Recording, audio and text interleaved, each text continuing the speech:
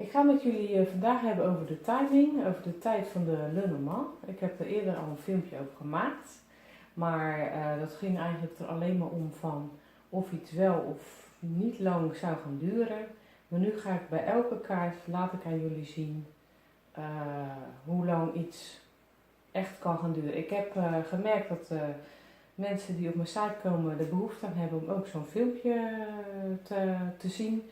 Is ook aan mij gevraagd om dat op te nemen. Nou, dat doe ik graag. Ik vind het een leuke vraag ook en daarom doe ik dat. En ga dus de kaart één voor één langs. Ik heb op YouTube, sowieso heb ik nog even research gedaan van hoe ik het zelf doe, maar ook hoe anderen het doen en of dat overeenkomt met hoe ik het zelf doe. Nou, heel veel komt overeen met hoe ik het zelf doe. Er zijn een paar dingen die ik wel anders doe en dat wil ik jullie ook graag vertellen. Nou, we gaan beginnen met nummer 1, de ruiter. Ik heb de ruiter van de Gilded Reverie set van Giro Marchetti. Tenminste, dat is de tekenaar en dat vind ik zelf een hele mooie set, daar ga ik mee beginnen. Nou, de ruiter die geeft aan dat iets binnen een dag, of binnen een week, of binnen een maand kan gaan gebeuren. Het is op zich wel heel simpel te onthouden. Het is de nummer 1 kaart, dus het is of binnen een dag, binnen 1 week of binnen 1 maand kan er iets gaan gebeuren. En de kaart januari staat ook voor, de kaart de ruiter staat ook voor januari. Dus op zich heel makkelijk te onthouden. Dan kaart nummer 2, nou dat zegt het al, dat is de klaver in dit geval. En de klaver staat dus voor 2 dagen, of voor 2 weken, of voor 2 maanden dat iets kan gaan gebeuren. Het kan ook zijn dat het voor februari staat. Kaart nummer 2, februari, tweede maand van het jaar. Dus dat is heel makkelijk te onthouden. Het geldt eigenlijk voor kaarten, heel veel kaarten, dat het heel makkelijk is om te onthouden. Nou, 3, dus het schip. Nou, ook weer 3 dagen, 3 weken of 3 maanden dat kan gaan duren. Of in maart. Dus dat is de derde maand van het jaar. Dan hebben we het huis. Dat is dus of 4 dagen, of 4 weken, of 4 maanden. En het huis staat voor april in dit geval. De 4e maand van het jaar. Dan hebben we de 5, dus de boom. Die staat dus voor 5 dagen, 5 weken of 5 maanden. Of voor de 5e maand, en dat is mei. De wolken. De wolken nummer 6, die staat dus voor 6 dagen, 6 weken of 6 maanden. Hij kan ook staan voor juni. 7, die staat voor 7 dagen, een week dus. Of voor 7 weken of voor 7 maanden. En die staat voor de maand juli. En dan hebben we nummer 8. Dat is dus de lijkkist. Die staat voor 8 dagen, 8 weken of voor 8 maanden. Hij kan ook staan voor de maand augustus. De 8e maand van het jaar. Dus tot so far so good. Ik bedoel, dat is heel makkelijk te onthouden, ook voor jullie. Ik bedoel, de 8e kaart, 8888. En het is gewoon heel makkelijk. Nummer 9 is de ruiker. Dus kan staan voor 9 dagen, 9 weken of 9 maanden. En hij staat dus ook voor de 9e maand. En dat is september, de oogstmaand, de herfstmaand, september. Nummer 10. De zeis, dat staat vaak voor de oogstmaand. Dus de maand oktober, september, oktober, oogstmaand. Ja, het ligt er maar net aan. Het kan ook wel eens eerder zijn, maar meestal zo eind september, oktober, dan wordt er wel geoogst. Boerenland. Hij kan staan voor 10 dagen, 10 weken of 10 maanden.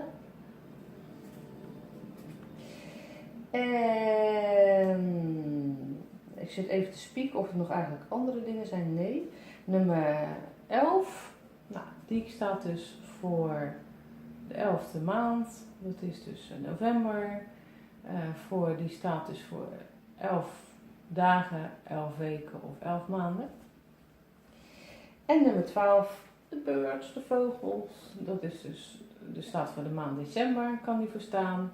En dus voor 12 dagen, 12 weken of voor 12 maanden, voor een jaar dus. Daar kan die voor staan. Dan hebben we nummer 13, het kindje. Daar zag ik dus verschillende meningen en dingen over. Dan doen de mensen gebruiken die als, op verschillende dingen. Ik zou zeggen dat hij kan dus staan, als je heel goed kijkt, naar een tijd van 9 maanden. Het child, het kindje, dat er een kind geboren wordt. Het duurt 9 maanden eer het geboren wordt. Dus hij kan echt staan voor 9 maanden. Het kan ook staan, ja, dus eigenlijk weer 13 dagen, 13 weken of 13 maanden. Kan ook, maar hij kan dus ook voor 9 maanden staan. En dat is wel weer een verschil. En hier staat ook dat hij zelfs kan staan voor dat het heel erg snel gaat gebeuren. Maar dan moet je hem even zelf mee gaan experimenteren. Of het inderdaad, als jij de kaart legt en je komt deze, wat er van uitkomt. Of dat ineens nu gaat gebeuren of heel snel. Of dat je inderdaad 13 dagen moet wachten of 13 weken. Kijk er zelf even mee van wat het voor jou echt betekent. Hoe het voor jou uitkomt. Want hoe anderen ermee werken, het kan ook zijn dat het voor jou gewoon anders is. Maar dit is eigenlijk een beetje de standaard, hoe het standaard gaat en hoe de meeste mensen ermee omgaan. En hoe meestal de legging verloopt. Of zeg maar over het algemeen. Maar dat hoeft niet te betekenen dat het bij jou zo is. En daarom zie je ook maar weer dat bij deze dus daar verschillende betekenissen aan worden gelegd. Dat maakt het op zich alweer heel bijzonder en leuk. Dat is dus allemaal zo standaard. Maar nogmaals, bekijk even hoe het voor jou is, deze kaart. Nou, dan hebben we kaart nummer 14, het vosje. Eigenlijk wel weer hetzelfde, 14 dagen, 14 weken, 14 maanden. De vos die staat ook voor dat het in de winter kan zijn. Want de vos wordt geassocieerd met de winter. Dus bekijk ook even of deze inderdaad, als jij hem legt en je vraagt echt aan de Lenormand een tijdsindicatie, want dat is wel heel belangrijk. Vraag aan de Lenormand hoeveel tijd iets gaat kosten en niet zomaar een vraag zonder de tijd, want dan gaat het niet, dan krijg je geen antwoord erop. Dus bekijk even voor jezelf of die dan komt als winter. Als het in de winter gebeurt. Bekijk dat even. Dan hebben we dus 15. Nou, dat kan dus ook weer voor 15 dagen, 15 weken staan of 15 maanden. 15 maanden is bijna zo 1,5 jaar. En hij kan ook staan voor dat het in het voorjaar gaat gebeuren of dat het in de zomer gaat gebeuren. Dus kijk ook even van of dat voor jou ook zo geldt. De beer wordt vaak geassocieerd met het voorjaar en de zomer, dat hij dan weer zijn winterslaap komt. En daarom wordt hij bij de Lenormand ook vaak gezegd van, nou, dat kan echt gaan gebeuren in het voorjaar of in de zomer. Bekijk het even voor jezelf. Nou, dan hebben we 16. 16 die kan staan voor de avond of voor de nacht. Dat het in de avond gaat gebeuren of in de nacht. En hij kan ook staan, en dat vind ik wel leuk, want het is nog niet zo ver. Eerst komt Sinterklaas natuurlijk, maar op een gegeven moment krijgen we natuurlijk allemaal weer de kerst. Ook hartstikke leuk. En daar kan hij ook voor staan dat het zelfs met Kerstmis gaat gebeuren. En dat is natuurlijk wel leuk en bijzonder. Ik weet natuurlijk de vraagstelling van wat er gaat gebeuren voor jou. Dat weet jij natuurlijk. Maar het is een symbolische kaart. De ster, Bethlehem, kinderke Jezus. En de ster die leidde naar het plaatsje Bethlehem. Waar dat kinderke Jezus was geboren. Ja goed, ik vind het altijd wel leuk. Dus dat is de ster. Kijk even voor jezelf, 's avonds, 's nachts of misschien zelfs met Kerstmis. Dan hebben we weer een soort ooievaar. Vaak gebruikt het voor geboortes en zo, we het toch over geboortes hadden. Dit kan betekenen dat je de vraag van wanneer gaat het gebeuren, dat het zegt dat het bij het veranderen van het seizoen gaat gebeuren.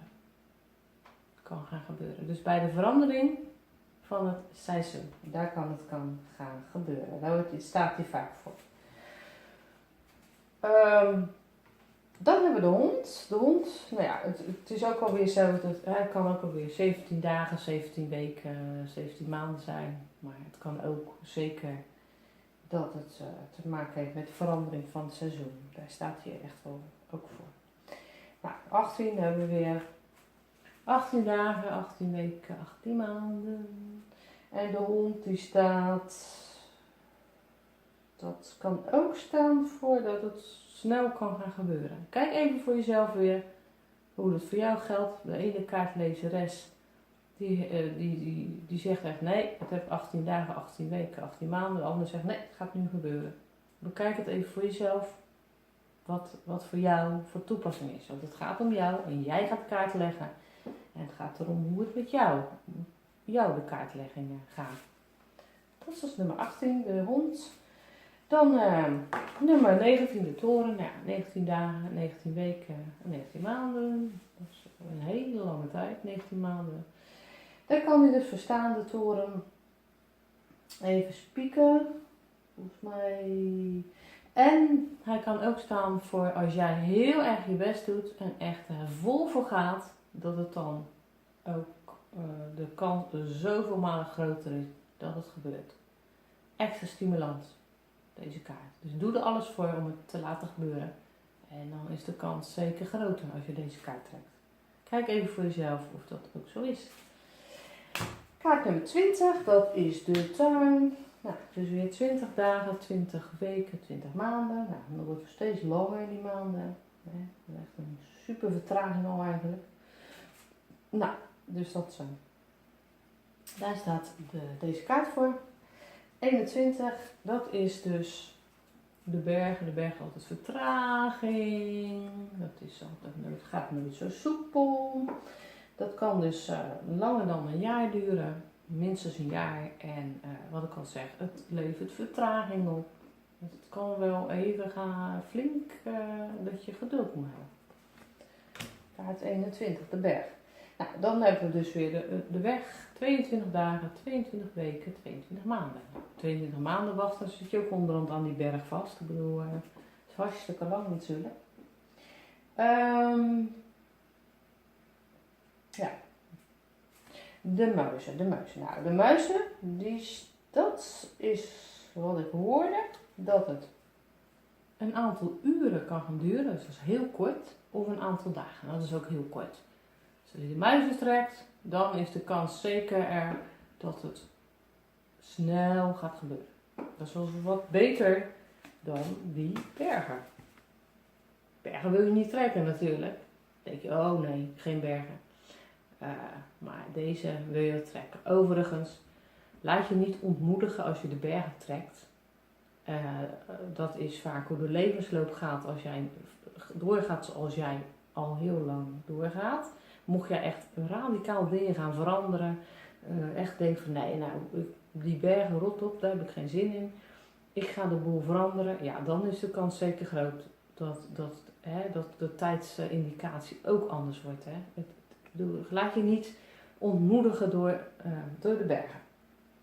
Dat wil ik even als tip meegeven, want als jij een hele andere radicale beslissingen gaat nemen, dan wordt die tijdindicatie ook ineens heel anders. Neem dat maar van mij aan. Nou, oké, dus nummer 21, 22, 23, de muizen. Gaat heel snel gebeuren. Muizen zijn snelle gastjes, dus in dit geval gaat het snel gebeuren. Nou, hart, dus een liefdeskaart, leuke kaart, mooie kaart. Even spieken. Die kan in het voorjaar gaan gebeuren. Dus deze kaart staat voor het voorjaar, de zwanen. En hij kan ook staan voor de 24ste, want het is de 24ste kaart. Dus de 24ste van de maand staat hier. Er staat niet van 24 dagen, 24 weken. Er staat wel op de 24ste van de maand. Dus of het voorjaar of de 24ste van de maand. Nou, 24ste van de maand vind ik altijd zo. Ja, nou oké, het kan. Kijk even voor jezelf of dit inderdaad zo is. Of dat het voor jou een andere betekenis is of een ander tijdslimiet zelfs, weet je wel. Dit is een globaal is dit, wat bij de meeste mensen zo komt. Nou, de ring betekent eigenlijk alleen dat het, vaak dat het gewoon een doorlopende zaak is. Die staat niet echt voor een tijdslimiet, maar dit staat meer voor doorlopend. En een cyclus, hij kan ook staan voor de 25e van de maand. Maar vaak staat hij voor een doorlopende cyclus. Dus maar net van je vraagstelling af wat je hebt gevraagd. Dus ik ben benieuwd. Ik hoor het wel. 26, dat is het boek. Nou, de boek die... eigenlijk het boek staat vaak voor geheimen en zo. En in dit geval tijdsindicatie staat hij voor dat het niet is in te schatten. Hij kan dus niet zeggen hoe lang het gaat duren. Helaas. 27, dat heeft ook geen... Nou, dat heeft eigenlijk... ik heb een aantal filmpjes bekeken. Wat ik zelf ook ontdekt heb, is dat deze geen betekenis heeft in de tijd. Dus eigenlijk gaan we gewoon verscheuren, weet je wel. Nee, die doen we niet natuurlijk. Maar in dit geval heeft hij geen betekenis. Misschien voor jou wel. Nou, dan hoor ik het graag.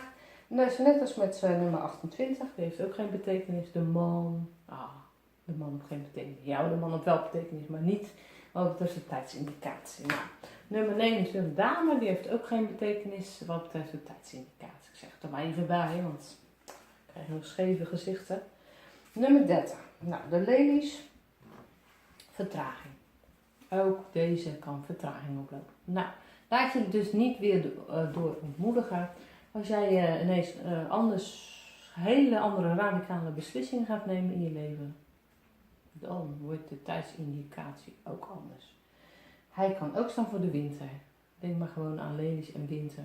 Dus op zich is dat wel makkelijk te koppelen bij elkaar. Dus of vertraging of dat die staat voor in de winter dat het kan gaan gebeuren.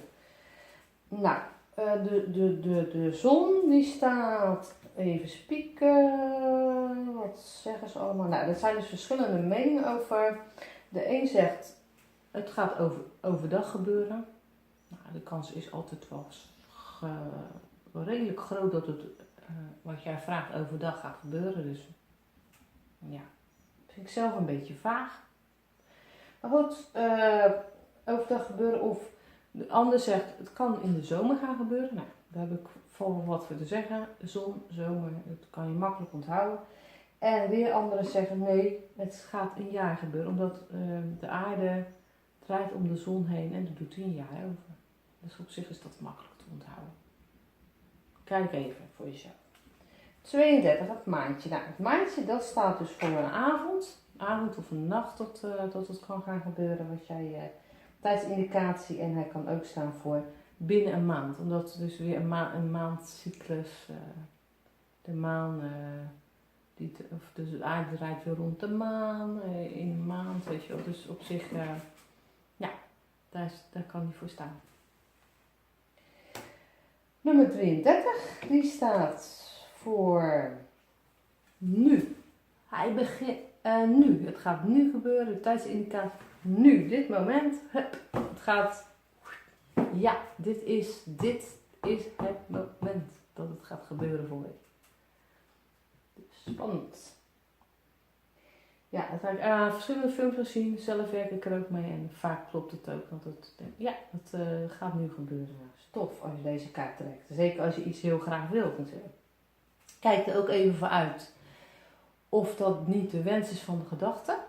Ja, dat je kaarten trekt en dat het er niet uitkomt omdat jij de kaart kan beïnvloeden, de wens van de gedachte. Dus schakel al die emoties weer even uit. Maar als je dan deze kaart trekt, dan is de kans super groot dat het nu gaat gebeuren.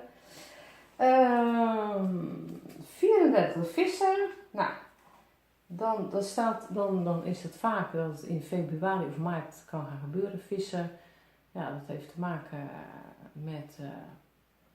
dan zou je eigenlijk sterrenbeeld vissen en dat is zo maart, het is februari, maart, zo zeggen 20 februari is in die geest tot 15, 16 maart, 17 maart, iets in die geest. Dus daar kan je dan aan onthouden dat de vissen, zeg maar. 35, daar zijn er bijna. Nou, dat is weer de anker. Anker is altijd vertraging en zo, in dit geval ook. De anker zegt eigenlijk van, nou, dit kan een jaar lang duren, maar het kan zelfs zo zijn, traag, dat het, dat het het hele leven niet gaat gebeuren. Of dat het echt een hele leven lang niet gaat gebeuren. Heftig. Dat is nog een ergere kaart dan de bergen in het geval. Nou goed, dan de laatste kaart, dat is het kruis. Nou, het kruis zegt eigenlijk als enige van, het heeft gewoon wat tijd nodig. Nou, hoeveel tijd, dat zegt hij niet. Maar misschien is het wel zo dat hij zegt van, denk er goed over na. Kijk even, zet voor jezelf even op een rijtje of je er blij mee bent of niet. Of je het nu wel snel of wil laten gebeuren. Kijk even hoe je dat kan veranderen om het sneller te laten gebeuren. En deze is even van pas op de plaats en kijk even. Maar de kans is als je zo nu doorgaat zoals je doorgaat, zoals het levensloop nu is, dan gaat het een tijd op zich laten wachten. Nou, dit waren de kaarten. Mocht je een leuk filmpje vinden, ik vind het super leuk als je mij wil liken. En misschien dat je wel een vraag hebt hierover, of dat je zegt van, ik heb bijvoorbeeld, ik weet wel, ik doe dit, dat je zegt, nee, ik doe dit al een aantal jaren en ik trek de 16e ster met vaak een hele andere betekenis, of een andere tijdsindicatie dan dat jij nu zegt. Nou, dat kan. Ik ben er wel heel benieuwd naar of er mensen zijn die een andere tijdsindicaties hebben. En ik ben er gewoon echt heel benieuwd naar, want dit is wel een beetje het standaard plaatje met inderdaad soms wel andere dingen. Maar de meeste kaartlezeressen, die komen wel vaak met, nou ja, inderdaad de standaard. Omdat het ook wel bij hun of bij mij ook zo, als het wordt gelegd, ook zo uitkomt. Ja, dan ben je blij met zo'n soort, ik noem het altijd die standaard dingen noem ik altijd een soort geraamte. Hekwerk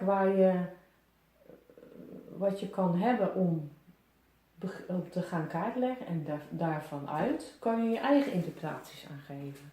Maar als je helemaal geen hekwerk hebt of helemaal niet weet hoe je iets moet doen, dan heb je geen houvast. En het is wel bij de Lenormand fijn om in het begin houvast te hebben. En van daaruit te denken, maar ik leg een bepaalde kaart. En bijvoorbeeld, stel je voor, het zou kunnen, ik bedoel, meestal is het niet zo. Maar stel je voor dat je deze altijd trekt en het gebeurt ineens wat snel. Dan weet jij voor jezelf van, bij mij is dat het heel snel doorgaat, weet je wel. Dus dat hele starre moet je natuurlijk niet hebben. Dus alleen maar een hekwerk. Dit filmpjes die ik maak zijn ook alleen maar een hekwerk. Om daar stabiel in het begin iets aan te hebben. En dan op een gegeven moment geef je je eigen draai aan. Of je denkt, nee, het is precies zoals in die filmpjes. Dus zo is het bij mij ook. Er is geen goed, er is geen fout. Het is alleen zo dat het voor mij een soort ter ondersteuning is voor jou om in ieder geval houvast te hebben in het begin. Nou, ik zou het tof vinden om iets van je te horen en leuk dat je het filmpje hebt bekeken. En ik ben ook heel benieuwd naar jouw reactie. En wie weet heb jij nog een vraag, dat kan ook. Mocht je het leuk filmpje vinden, nogmaals, zou ik het leuk vinden om een like te krijgen of een abonnee. Dat ik stimulans heb om door te gaan. En voor de rest zou ik zeggen tot het volgende filmpje. Ik vind het leuk om deze filmpjes voor jullie te maken. Of voor jou te maken.